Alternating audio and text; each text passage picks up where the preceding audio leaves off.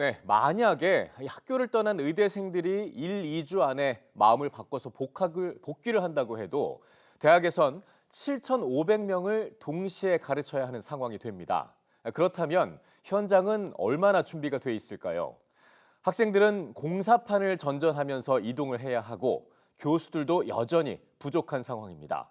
이 벼랑 끝에 선 의대 현장을 진태희 기자가 다녀왔습니다.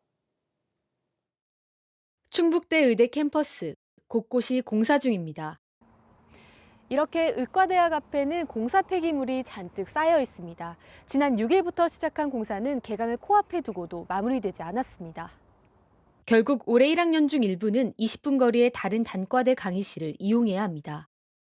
신축강의동과 해부학 실습동이 들어설 공간은 여전히 텅 빈 상태. 실습동이 완공되는 2028년 전까진 건너편 건물 주차장에 설치할 가건물에서 실습 수업을 들어야 합니다.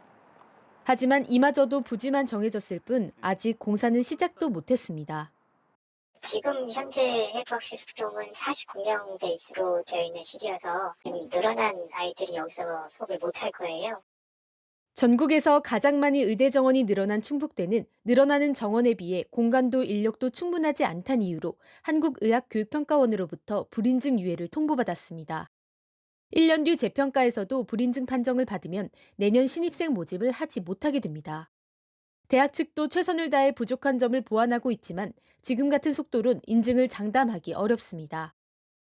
어떻게든지 불인증의 멍에를 벗어나야 된다. 이렇게 생각한다면 1년 동안 이제 열심히 준비해야 되는데 갑자기 병원이 지어지기도 어렵고 여러 가지 준비하는 것에는 좀 무리가 따르는 그런 상황입니다. 역시 평가에서 불인증 유예 판정을 받은 원광대도 상황이 비슷합니다. 필수 의료 교수가 대거 사직했지만 충원되지 않았고 새로 건물을 들일 만큼 예산도 넉넉지 않아 일부 단과대학의 건물을 활용한다는 계획만 잡혀 있습니다.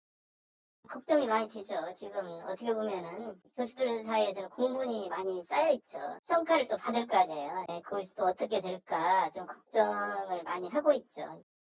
더 큰 문제는 학교를 떠나버린 의대생들이 여전히 돌아올 기미를 보이지 않고 있다는 겁니다. 올해 거점국립대 의대 8곳의 복학 신청 비율은 단 6%. 이런 환경에선 돌아오더라도 제대로 된 교육을 받기 어렵고 내년 정원도 결정되지 않았기 때문입니다. 하지만 의대생 복귀를 유도할 유일한 실마리로 꼽히는 2026학년도 정원 조정 논의는 정부 부처 내에서도 엇박자가 나고 있습니다. 이주호 부총리는 전국의대 학장단과 만난 자리에서 의대생들만 돌아온다면 증원전으로 되돌릴 수도 있다는 취지로 말했지만 복지부는 의료인력 수급 추기위원회를 통해 결정해야 한다며 부정적 입장을 밝혔습니다.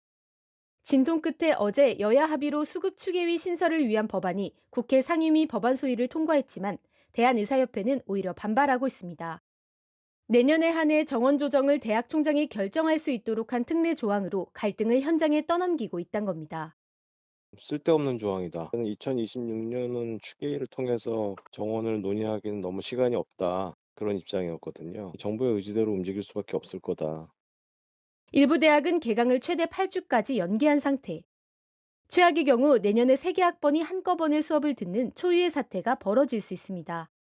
교육부가 이달 안에 발표하겠다던 의대교육 지원 대책도 결국 다음 달로 미뤄졌습니다. 어느 것 하나 봉합되지 않은 채 개강만 코앞에 둔 가운데 의대교육의 파행은 이어질 가능성이 크다는 우려가 나옵니다. EBS 뉴스 진태입니다.